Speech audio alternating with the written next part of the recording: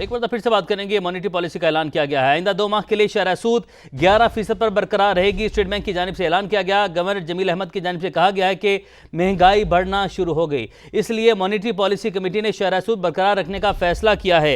Engineer Khalid हमारे साथ मौजूद हैं, उन्हें शामिल गुफ्तगू करते हैं। खालिद साहब, बहुत शुक्रिया आपके वक्त के लिए। सर, क्या कहिएगा? मुतालबा था कि शरह सूद को कम किया जाए, 6% तक लाने का मुतालबा किया था, लेकिन इसमें बिल्कुल भी कमी ना की गई, उसको बरकरार रखा गया है। जी देखिए, मेरा सबसे पहला रिस्पांस तो ये होगा कि आई एम डिसअपॉइंटेड। मुझे बहुत सख्त मायूसी हुई है और ये मैं समझता हूँ कि इस फाइनेंशियल ईयर के अंदर ये दूसरी मायूसी है। पहली मायूसी हमें उस वक्त हुई जब हम बजट स्पीच सुन रहे थे, और उसके बाद दूसरी मायूसी ये हुई कि, और हम कुछ देर से ये बात कह रहे थे, अगर आपके पास रिकॉर्ड पे ये बात हो कि देखिए अब जो महंगाई होगी वो बेसिकली गवर्नमेंट की गलत पॉलिसियों की वजह से होगी। जो कमोडिटी साइकिल है दुनिया में ब्रेक हो चुका है, वो अब इस वक्त कोई कमोडिटी साइकिल नहीं है। अब जो जितनी महंगाई होगी वो बेसिकली मसनूई होगी। और दूसरी बात, अगर स्टेट बैंक ये कहते हैं कि महंगाई बढ़ रही है, तो जिस वक्त महंगाई कम थी उस वक्त उन्होंने कौन सा जो है वो जो मॉनेटरी पॉलिसी है वो उसको जो है ना वो किसी लिमिट के अंदर लेके आए हैं।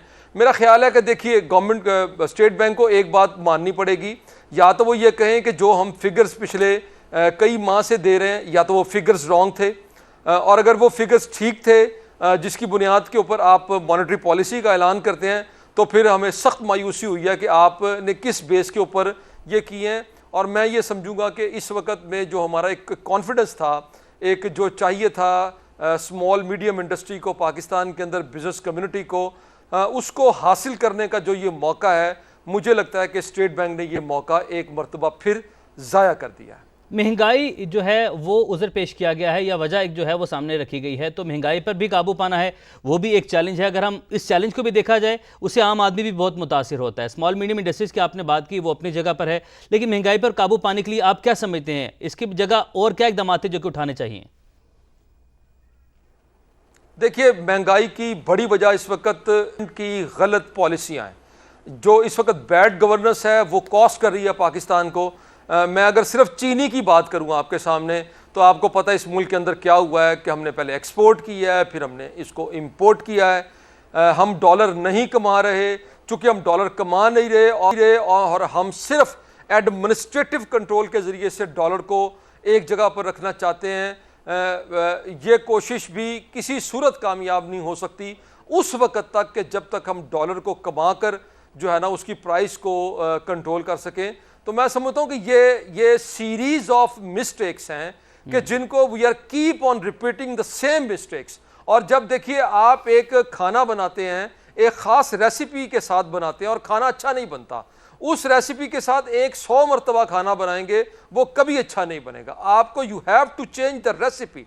अगर आप रेसिपी को चेंज नहीं करेंगे, अगर आप वहाँ पर अपनी गलती को तस्लीम नहीं करेंगे, तो कभी भी रिजल्ट आपका डिफरेंट नहीं आएगा। मुझे सख्त मायूसी हुई है स्टेट बैंक की तरफ से। हम जिस तरह मामलात को लेकर चल रहे हैं, मैं समझता हूँ कि देखिए, कॉस्ट ऑफ डूइंग बिजनेस जब इतनी ज़्यादा होगी, अब आप देखिए पेट्रोल की प्राइसेस वो लेवी की वजह से इस वक्त दुनिया के अंदर पेट्रोल की प्राइसेस इस वक्त नीचे चली गई हैं। डॉलर दुनिया में, अगर आप डॉलर टू यूरो और dollar to pound ratio check करें, तो आपको देखेंगे कि एक हैंडसम डिफरेंस उसके अंदर आया है। लेकिन पाकिस्तान के अंदर जो डॉलर साहब हैं वो इसके बावजूद इंक्रीज कर रहे हैं। तो ये सारी बैड गवर्नेंस की मिसालें हैं। मैं समझता हूँ आज भी मेरा ये मशवरा होगा गवर्नमेंट ऑफ पाकिस्तान को कि आप जब तक इंडस्ट्री नहीं चलाएंगे, जब तक अपना फोकस आप एक्सपोर्ट की तरफ नहीं लेके जाएंगे, और जब तक आप इक्विलिब्रियम को ट्रांसफर नहीं करेंगे उसके ऊपर, उस वक्त तक ये मामला दुरुस्त नहीं होंगे। और सबसे बड़ा मसला गवर्नेंस, उस वक्त तक ये मामला जो है वो दुरुस्त नहीं होंगे। इंजीनियर खालिद हमारे साथ मौजूद थे, बहुत शुक्रिया आपके वक्त का।